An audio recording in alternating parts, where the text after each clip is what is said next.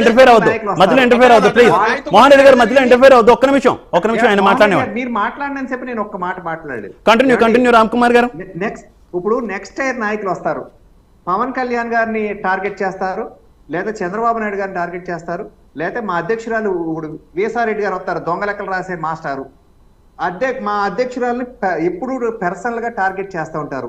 ఆ వ్యక్తిగత జీవితాలు, నీ తండ్రిని ఎలా చేసావు, లేకపోతే మొన్న వచ్చిన కంపెనీలు మాది కాదన్నా సరే, అంటే మేము ఆ విషయాన్ని ఎత్తడానికి కూడా భయపడం. ఎందుకంటే కంపెనీ నేమ్లోనే డిఫరెన్స్ ఉంది. డ్రగ్స్ వచ్చింది యాక్వా, ఇది మెరైన్స్, ఇది మా కంపెనీ ఇదని చాలా క్లియర్ కట్ గా చెప్పాం. అయినా సరే మమ్మల్ని అంటే వ్యక్తిగత టార్గెట్ చేస్తారు విషయాలు మాట్లాడకుండా. మేము మాట్లాడితే మాత్రం ఏమండి, ఎవరైతే మమ్మల్ని అన్నారో, అంటే మా అధ్యక్షురాలని ఎవరైనా నాయకుడు వచ్చి అన్న వీసారెడ్డి అనాలి అనుకోండి, మేము వీసారెడ్డిని అనాలి, మేము మళ్ళీ జగన్ గారిని అనకూడదు. ఇది వాళ్ళు ఫ్రేమ్ చేసే రూల్స్.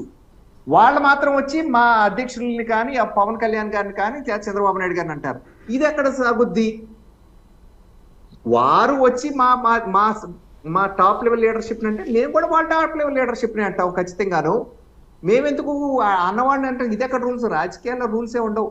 విమర్శ చేసినప్పుడు మేము కూడా విమర్శ చేస్తాం, కానీ మేమైతే వాళ్ళకలాగా దిగజారి వ్యక్తిగత స్థాయికి అయితే దిగజారవు. విమర్శల్లో స్ట్రైట్ గా పాయింట్ పెడతాం.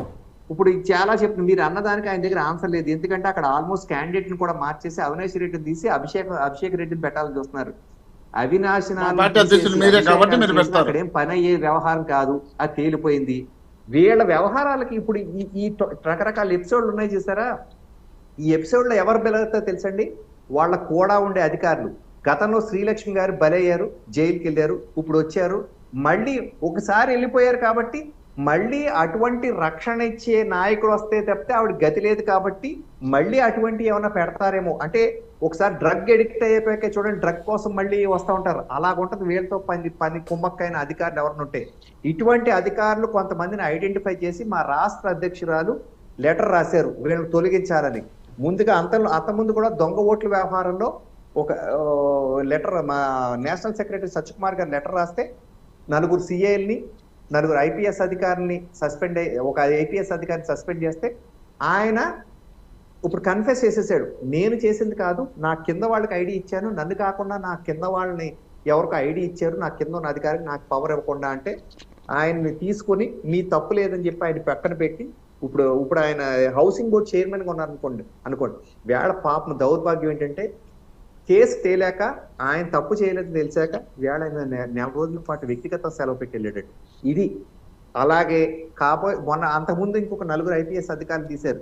ఈవేళ ఈ లిక్కర్ స్కామ్ లో ఎవరైతే ధనుంజయ రెడ్డి గారు అనుకుంటా, ఎవరైతే లిక్కర్ స్కామ్ లో పాత్రదారుడు ఉన్నాడో ఆయన కూడా వేళ పక్కన తీసి పెట్టారు. ఇలాగా ఎవరైతే అధికారులు ఉన్నారో వాళ్ళందరినీ కూడా మెల్లగా పక్కన పెడతారు. మొన్న జరిగిన అయితే రామ్ కుమార్ గారు ఒకసారి మనం సబ్జెక్ట్లోకి మళ్ళీ వస్తే, ఈ ఎన్నికలకి చాలా తేడా ఉంది. గత ఎన్నికల్లో మీరంతా కూడా విడిగా పోటీ చేశారు. ఇప్పుడు మీరు 3 పార్టీలు కూడా కలిసి పోటీ చేస్తున్నటువంటి సిచ్యువేషన్ అయితే ఉంది. కానీ గతంలో విడిగా పోటీ చేసినప్పుడు ఒకరి మీద ఒకరు తీవ్రమైనటువంటి ఆరోపణలు చేసుకున్నటువంటి విషయం అందరికీ తెలిసిందే. ప్రజాక్షేత్రంలో ఏకంగా ప్రధానమంత్రి నరేంద్ర మోదీ కూడా గతంలో వచ్చి టీడీపీ మీద చేసినటువంటి ఆరోపణలు, అంటే పోలవరాన్ని ఏటీఎంగా వాడుకున్నారు లాంటి పదాలు కూడా ఉపయోగించినటువంటి పరిస్థితి. అటువంటిది ఇప్పుడు మళ్ళీ మీరు ముగ్గురు కలిసి వెళ్తే ప్రజలు ఎంతవరకు ఏ రకంగా అర్థం చేసుకుంటారనుకుంటున్నారు?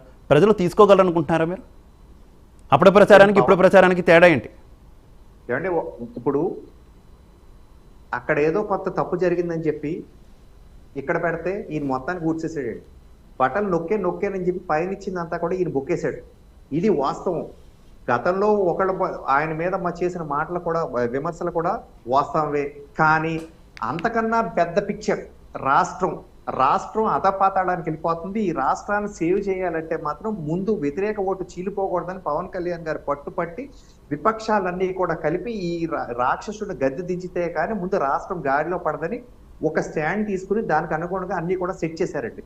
సో ఆయన మీద నమ్మకం ఉంచి మా జాతీయ నాయకత్వం కూడా భాష గురించి వైఎస్ఆర్సీపీ నాయకుల దగ్గర నేర్చుకునే దిక్కుమాలి నువ్వు ఏడన్నా బయట మాట్లాడుకో. భాష ఈడ మాట్లాడితే నేను మాట్లాడతా. వైసీపీ నాయకుల దగ్గర ఈడ మాట్లాడితే నేను మాట్లాడతా. ఏ పార్టీ ఇక్కడ భాష లేదు ఈ రాష్ట్రంలో కానీ శివ గారు, దేశంలోనే. మీరు చెప్పండి.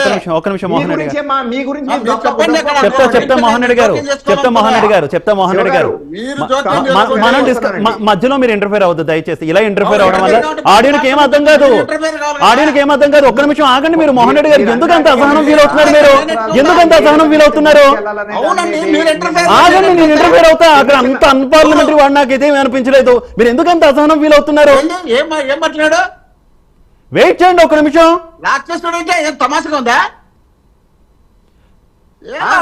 ఒక్క నిమిషం మోహన్ రెడ్డి గారు మీరు ఏదైనా చెప్పదలుచుకుంటే ఒక్క నిమిషం మాట్లాడే పద్ధతిగా మాట్లాడితే నేను జోక్యం చేసుకోను. అట్లా కాదు మోహన్ రెడ్డి గారు, అట్లా కాదు మోహన్ రెడ్డి గారు.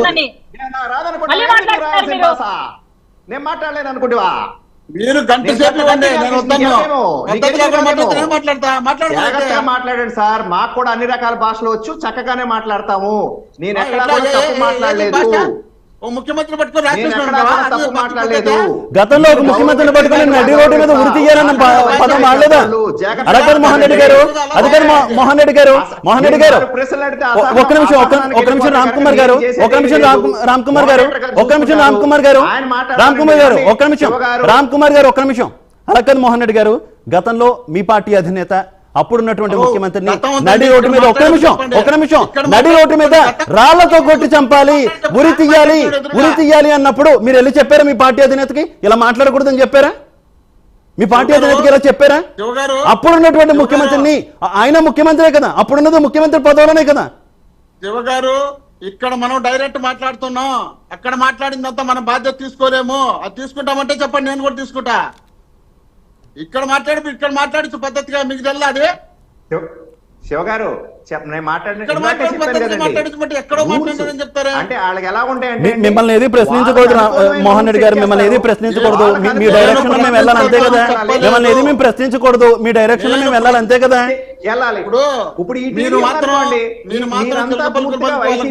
అలా కాదు మోహన్ రెడ్డి గారు, నేను ఆయన ఒక ప్రశ్న అడిగాను, ఆయన సమాధానం చెప్తున్నాను. మీరు ఎందుకు అంత అసహనం ఫీల్ అవుతున్నారు?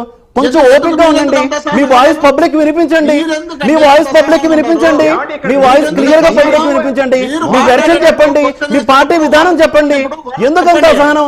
ప్రతి విషయంలో ఎందుకు ఇంటర్ఫీర్ అవడం? అరే మీరు అసహనం, నేను కాదు. వాళ్ళకి చెప్పలేకున్నారు మీరు బాగా డిబేట్ చేస్తారని నేను అనుకుంటాను. మీరెందుకు వాళ్ళు మాట్లాడితే గమ్ముకుంటారు?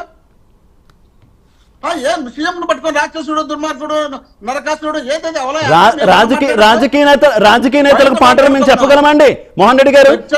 రాజకీయ నాయకులకు పాటలు మేము నేర్పించగలమా? మీ భాషను మేము కంట్రోల్ చేయగలమా? భాషను మీడియా కంట్రోల్ చేయగలదా? రాజకీయ నాయకుల భాషను మేము కంట్రోల్ చేయగలమా? ఓకే డిబేట్ లో ఎంత పరిధి వరకు మేము కంట్రోల్ చేయాలి అంతవరకు కంట్రోల్ చేస్తాం.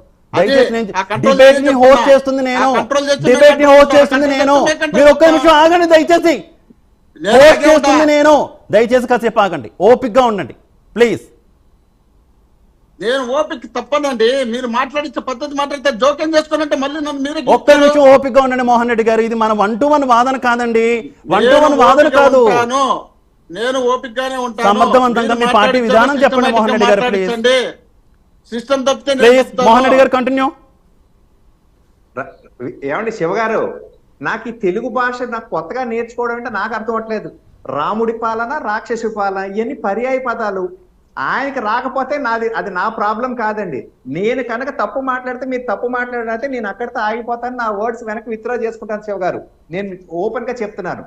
అంతేగాని ఆయన కొంచెం పేషెన్స్, ఆయన మాట్లాడనని చెప్పి ఒక్క మాట మాట్లాడామా? మీరు అంతకన్నా కంటిన్యూ ప్లీజ్ మోహన్ రెడ్డి రామ్ కుమార్ గారు ప్లీజ్ కంటిన్యూ. అనట్లేదా శివ గారు? మన సమయం తక్కువ ఉంది, ప్లీజ్ ఇంక ఇదే విషయం మీద వెళ్ళొద్దు ప్లీజ్ కంటిన్యూ రామ్ కుమార్ గారు. సరే వదిలేస్తాను. మీరు ఒక విషయం అడిగారు, గతంలో మేము ఒకళ్ళు విమర్శలు చేసుకున్నారు. ఎస్, విమర్శలు చేసుకున్నాం, విధానాల మీద విమర్శలు చేసుకున్నాం, కానీ వ్యక్తిగత విమర్శలు చేసుకోలేదు.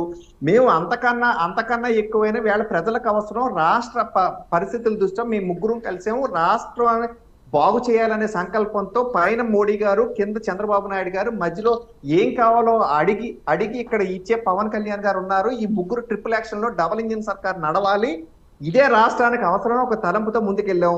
ఈ రాష్ట్ర అవసరాల మధ్యన మాలో కొన్ని చిన్న చిన్న మాటలు ఏమైనా ఉన్నా దాన్ని పక్కన పెట్టి మాలో కొన్ని పవన్ కళ్యాణ్ కూడా ఆయన సినిమాలో డబ్బులు అవన్నీ కూడా త్యాగం చేసి రాష్ట్రం కోసం నిలబడున్న నాయకుడు.